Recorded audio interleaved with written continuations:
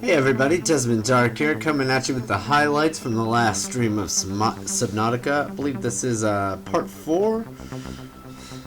This is where we started out at. We were here in the Aurora.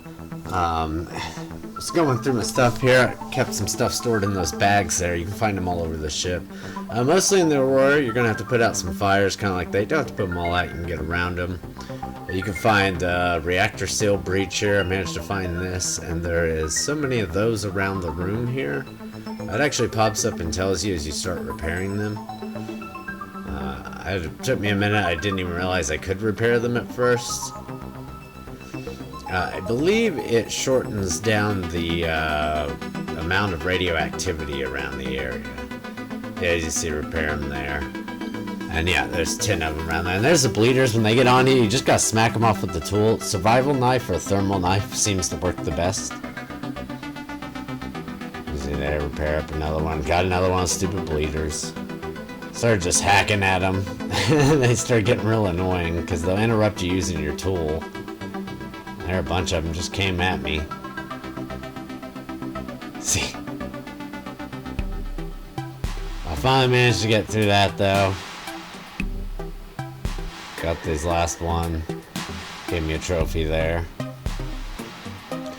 This PDA here I missed. It's got the code to get in cabin 1. I like to never found it. Seamoth here, I found this module upgrade and I put it on here. It gave me storage. Wonderful module to find. You'll find it in the Aurora. Don't do what I just did here though. I luckily didn't lose all this stuff because I stopped at the house and dropped it off, but I wind up losing it here. I found these vents as well, which I think there might actually be a way inside of them. I didn't really look while I was there. But it talks about the fish swimming inside of them. In my base, for some reason, you can see it from that far. That's my base, the stack of multi-purpose rooms. It was like rendering in the inside of them from that distance. It seems to do it all the time. I can find my base from really far away thanks to it.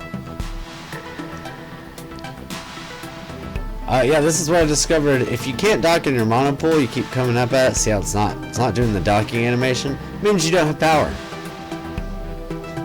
I wound up deconstructing it. So I didn't like where I had it. I couldn't get on top of it to get the solar panels placed. And this is also where I made another discovery here. I've never been able to get one of these to connect to my base. It turns out when you do that, it will connect once it's built. See?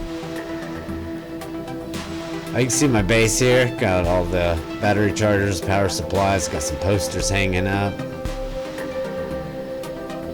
I loaded it up with the solar panels up on top. I think I got 4, one on each corner of the room, essentially, of the monopool.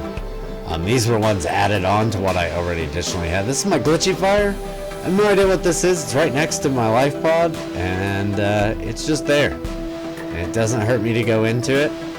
I can swim through it all I want, and everything's fine. I don't know, it's just there. Bleach. I can't stress this enough. I was using the bladderfish. Don't. I mean, it'll work for the very start, but go get you some salt and the coral reef samples. It makes 2 disinfected water that fills you up so much better. I am no longer hurting for water. This is where I lost my sea moth. So when you get out of it, be careful what's around it. It was getting smacked around there, and I didn't really notice. That thing was trying to attack me. I was more busy making sure it couldn't get me, and I didn't realize it kept hitting my sea moth. And as you see, 21, 6, and done. Sea moth's destroyed. Now, maybe I could have got my storage module back there if I had looked around a bit more, but I got scared and I took off, and I didn't seem to find anything there. So I lost it as far as I could tell, but I could be wrong there, and it could be possible you can get that stuff back. Managed to find life pod 12 here. There's a bunch of bone sharks outside of it, but other than that, nothing too scary here. I was down. See, I'm at 270 meters. It's not too bad, especially with the rebreather and take your sea moth down as far as you can get it. Got the module upgrades here. I built the ultra high capacity CO2 tank. I already had the lightweight one. I wound up switching out because I want more air. Lightweight, it gives you more maneuverability, but it's not worth it to me. The thermal knife there, it cooks fish, as you see there. It cooked the boomerang. You can use it to just cook fish and eat them right there on the spot. I managed to find another one of the life pods here, life pod 13. This one actually, strangely enough, didn't seem to be anything dangerous around. Those blue weird things there won't really hurt you. Apparently couldn't grab the pad there. I got real frustrated. As you can see, you can find the pads, the PDAs. I started using a light stick here. It just lights up so much better, and the battery doesn't run dead on it. So I just started carrying a light stick around. Because I'm not a fan of the flashlight because I was going through batteries too much. Beacons. Place beacons. Find them as soon as you can and place them. They are wonderful. They will help you so much. As you see here, you can title them whatever you want. I just kind of title mine weird things so I know why I stuck it there. Warpers. As you see, just teleported me. Those things are annoying. Oh, here I found some more wreckage. Anytime you see those boxes, definitely look in them. I found so much food. Yeah, look at that night. Look at that, light that up. It's wonderful. But yeah, I kept finding food, batteries, and water in those, so they're definitely worth opening. Of course, carry your laser cutter with you. This is why you can cut through these doors. Funny enough, I think there wound up not being crap in here. I was really disappointed. I didn't think there was anything in here that I had already scanned. It's just empty room I had to laser cut into. Either that or I missed something in it. Yeah, no, I don't see anything there. Well, basically, this is what you do. Anytime you see wreckage, try to find these. I found those little weird things around too. They're just in-game decorations you can place. These foggy clouds. I was looking for a different life pod. I kept wondering what that foggy cloud is. That's the island out there with the with this, if you know what this is.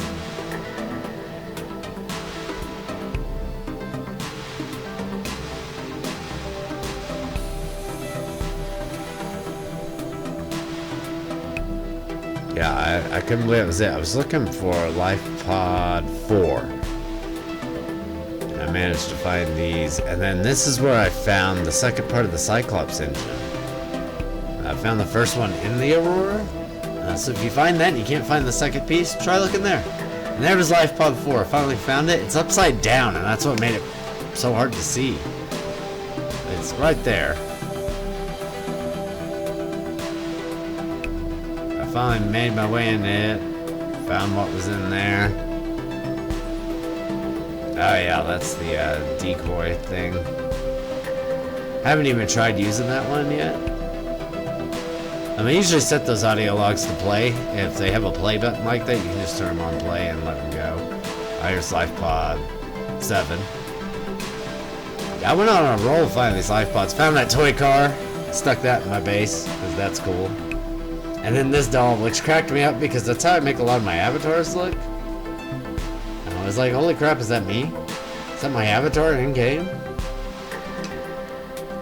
don't know why, I always think I should be able to repair those. As you can see, that light stick, just wonderful job of lighting up the area. Better than the flashlight, better than the sea glide. Grab trap, kind of works for catching some fish. They're getting away from me too much, just use that. Definitely makes them easier to grab. It helped me with the knife, but not as much as it just helps grab them. The cool thing is it takes a battery, so when you're done with it, you just pick it back up. I didn't build one for the longest time because I thought when I placed it, it was just going to be placed. And showing off my base a little more. Down below I have a storage level with everything stored up, and there's the car, my keep calm poster. This area here, if you find this is where the magnetite is. This is the good spot to find the magnetite. So when you find this spot, dive down there as soon as you can. Get down there and get that magnetite, because I wound up needing a bunch of it. I think I still need more.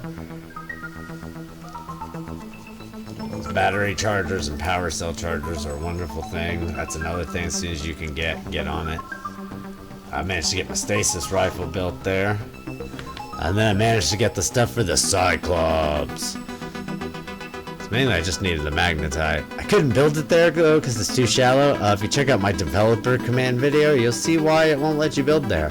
I spawned one in and with developer commands in another game and beached it on land right there. It's too shallow. So you just move your repair bay out here and you can get your Cyclops built. I have not messed around with this too much. I'm really excited to use it as a mobile base. It's got storage in it, and you can build more storage in it. As you see, it's a massive thing, though. It's a little hard to steer, a little clunky.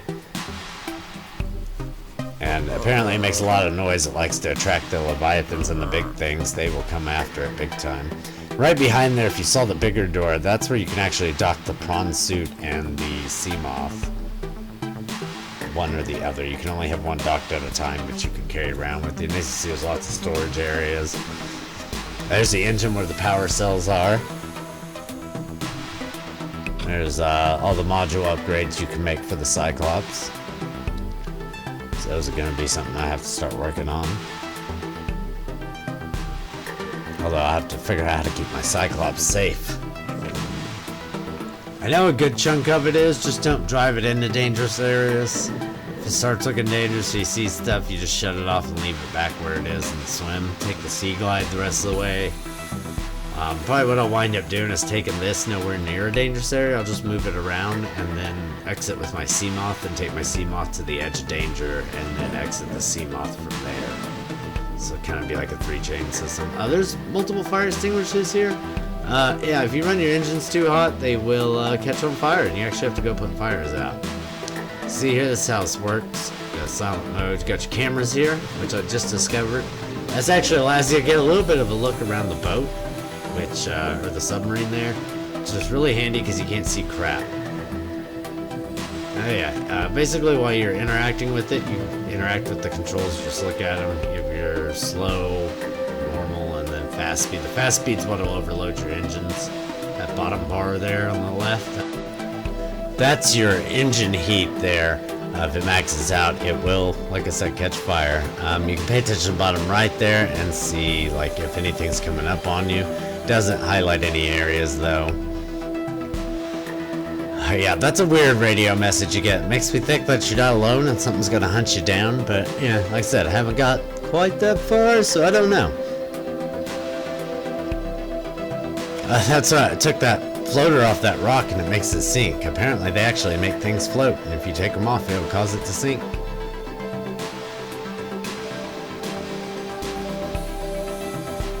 Which makes me curious how much it'll float. I got it. I took it off there and it's sitting on the bottom of my life pod. I stuck it on the bottom. No reason. Just because I could. Yeah, I called in the sunbeam. Yeah, I called in the sunbeam, and through recommendation of a viewer that was watching, since he said I'd seen it from up close, I should stay back, and I was kind of glad I did. That's a better shot than you get at it when you're on the island. I didn't even get that good of a look at it before. I had no idea what the ship actually looked like. The explosion looks way bigger here. It was just a little rinky-dink thing beforehand. And out here you actually get to see like all the pieces and the green explosion. It comes from that cloudy area there. For those of you that don't know. But yeah, I was definitely excited about that. That was interesting seeing it from that point of view. I definitely recommend trying it if you already have seen it from the rendezvous point. But that's it for this stream, and as usual, the full stream is available to watch. You can follow me on Twitch for our live broadcast and subscribe to the YouTube to catch any videos. Thanks for watching, everybody.